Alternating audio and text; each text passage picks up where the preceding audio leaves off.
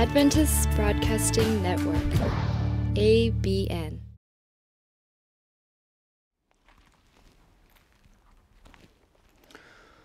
여러분 안녕하십니까? 오늘은 오늘의 엘리야 네 번째 시간이고요. 두 가지 근심이라는 제목으로 말씀을 드리려고 합니다. 다 같이 열왕기상 18장 1절로 6절의 말씀을 한번 펴서 읽어보도록 하겠습니다. 제가 읽어드리겠습니다. 많은 날이 지나고 제3년에 여호와의 말씀이 엘리야에게 임하여 이르시되 너는 가서 아합에게 보이라. 내가 비를 지면에 내리리라. 엘리야가 아합에게 보이려고 가니 그때 사마리아에 기근이 심하였더라. 아합이 왕궁 맡은 자 오바댜를 불렀으니 이 오바댜는 여호와를 지극히 경외하는 자라. 이세벨이 여호와의 선지자들을 멸할 때에 오바댜가 선지자 100명을 가지고 50명씩 굴에 숨기고 떡과 물을 먹였더라. 아합이 오바댜에게 이르되 이 땅의 모든 물 근원과 모든 내로 가자. 혹시 꼴을 얻으리라. 그리하면 말과 노새를 살리리니 짐승을 다 잃지 않게 되리라 하고 두 사람이 두루 다닐 땅을 나누어 아합은 홀로 이 길로 가고 오바댜는 홀로 저 길로 가니라. 여기 본문에 보면요, 아합과 오바댜가 나오는데요. 오바댜의 근심은 무엇이었냐면 12절에 존재를 근심합니다. 그가 나를 죽이리이다. 삶과 죽음에 대한 근심이죠. 그런데 이 오바댜는 자신의 그 삶에 대한 관심만 가지고 있는 것이 아니고요. 그때 당시에 이세벨의 핍박을 피해 숨어 있던 그 선지자들, 그들을 먹이고 돕는 일을 합니다. 자신의 존재와 남의 존재에 끊임없이 관심을 갖고 근심하는 사람이었죠. 반면에 아합의 근심은 무엇이었냐 하면 소유였습니다. 자신의 말과 노새, 그것을 끊임없이 고민합니다. 그래서 꼴을 얻기 위해서 여기저기를 찾아다니는 거죠. 우리는 배고픈 시대를 벗어났다고 말합니다. 그리고 이제는 삶의 질을 추구해야 하는 시대라고 이야기합니다. 삶의 질, 그것은 무엇으로 결정될까요? 그것은 사람들이 무엇을 고민하고 사느냐에 따라서 삶의 질이 결정된다고 생각합니다. 개인의 고민, 집단의 고민을 보면 그 개인과 집단이 어떤 질적인 개인이고 질적인 집단인지를 생각해 볼 수 있다는 거죠. 그리고 그것이 운명을 결정하기도 합니다. 그래서 열왕기상 18장 6절에 보면요, 아합은 이 길로 가고 오바댜는 저 길로 갔다고 했습니다. 그럴 수밖에 없습니다. 그 사람이 고민하는 바에 따라서 사람들의 길은 완전히 달라질 수밖에 없는 겁니다. 그리고 그 길이 운명 또한 결정을 하게 되는 거죠. 그래서 고린도후서 7장 10절에요. 하나님의 뜻대로 하는 근심은 후회할 것이 없는 구원에 이르게 하는 회개를 이루는 것이요 세상 근심은 사망을 이루는 것이니라. 그렇게 말씀하고 있습니다. 여기서 하나님이 포인트를 두고 있는 근심은 무엇이죠? 그것도 존재입니다. 소유에 대한 근심이 아니에요. 구원에 이르는 근심해야 된다는 겁니다. 그래서 제가 소유와 존재를 근심하는 사람에 대해서 이렇게 정리를 한번 해봤습니다. 존재를 근심하는 사람은요, 삶의 호흡이 깊고 깁니다. 그런데 소유를 근심하는 사람은 그 호흡이 짧고 거칠 수밖에 없습니다. 존재를 근심하는 사람은요, 말씀에 근거해서 고민하고요. 소유를 근심하는 사람은 탐욕에 근거해서 고민합니다.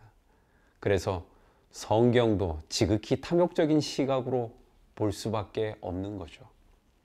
존재를 근심하는 사람은요, 본질은 잠시 후에 기쁨으로 변할 근심, 그것이 존재에 대한 근심의 본질입니다. 그런데 소유에 대한 근심은요, 일평생 수고와 근심해도 슬픔밖에 남지 않을 근심입니다. 존재를 근심하는 사람은 원대한 이상이 있고요, 소유를 근심하는 사람은 그저 나타나는 현상만 볼 수밖에 없습니다. 존재를 근심하는 사람은 원인을 보고요. 소유를 근심하는 사람은 증상을 봅니다. 엘리야를 만난 아합이요. 이스라엘을 괴롭게 하는 자요 라고 얘기했어요. 나타난 것만 보는 거죠. 그런데 엘리야가 아합에게 이렇게 이야기합니다. 이것의 진짜 원인은 왕이 하나님을 버리고 우상을 섬겼기 때문이다. 그렇게 이야기하고 있습니다. 원인을 물어보는 거죠. 소유에 계속 매여 있어가지고 이 문제의 본질적인 것이 무엇인지를 모르는 겁니다. 소유를 근심하는 사람은요, 이익과 손해를 계산하기 바쁩니다. 존재를 근심하는 사람은요, 이익이 되는 손해, 손해가 되는 이익, 그 복잡한 계산을 생각해 볼 줄 아는 사람입니다.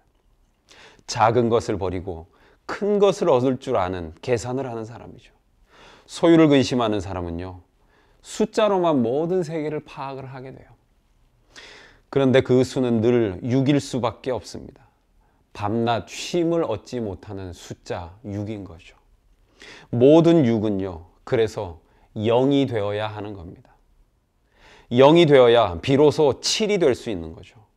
그래서 그 7에는 아무 것이 없습니다. 0이 되어야 하나님의 완전수 7에 이를 수 있다는 겁니다. 자신의 행함을 그치는 것이 이 영의 본질인 것입니다.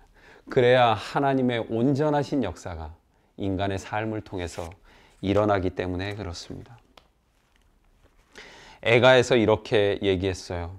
사람이 근심하는 것은 하나님의 본심이 아니다. 그리고 하나님도 근심하신다고 얘기했습니다. 그 이유는 인간의 고통 때문입니다. 사사기 10장에 보면요, 야일이 죽고 이스라엘이 다시 우상 숭배를 하게 돼요.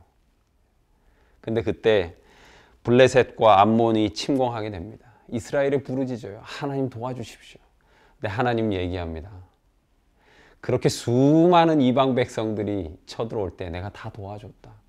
근데 너희들 다 그 다음에 어떻게 됐냐? 이번에는 내가 너희들 안 도와주겠다. 그랬더니 이스라엘이 어떻게 하냐면요, 사사기 10장 15절로 16절에 보면요, 이스라엘 자손이 여호와께 여짜오되 우리가 범죄하였사오니 주의 보시기에 좋은 대로 우리에게 행하시려니와 오직 주께 구하옵나니 오늘날 우리를 건져내옵소서 하고 자기 가운데서 이방 신들을 제하여 버리고 여호와를 섬기매 여호와께서 이스라엘의 곤고를 인하여 마음에 근심하시니라. 하나님이 근심하신 다음에 어떻게 하셨을까요? 입다라는 사사를 보내주십니다. 똑같이 존재를 하나님이 근심하시는 거죠. 하나님의 근심은 사실은 다른 거 없습니다. 하나님이 소유 때문에 걱정하실까요? 아닙니다. 인간이라고 하는 존재를 근심하시는 거죠. 그렇기 때문에 나라고 하는 존재가 얼마나 소중한 존재인지 모릅니다. 시편 107편에요. 여호와의 인자하심과 인생에게 행하신 기이한 일을 인하여 그를 찬송할지로다.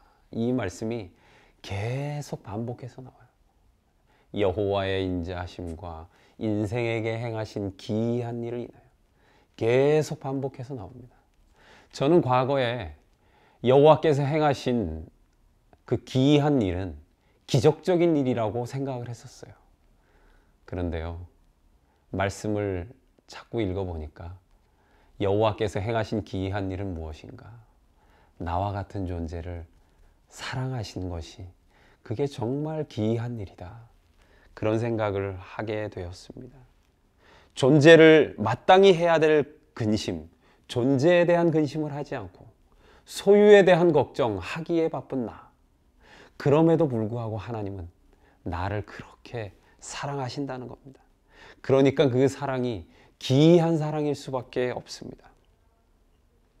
오늘 하나님께서 나란 존재를 사랑하고 계시고 또 우리 형제자매들을 사랑하고 계시기 때문에 우리 또한 그러했으면 좋겠습니다. 오늘 우리의 고민이 소유에 대한 고민에서 벗어나서 존재에 대한 고민을 했으면 좋겠습니다.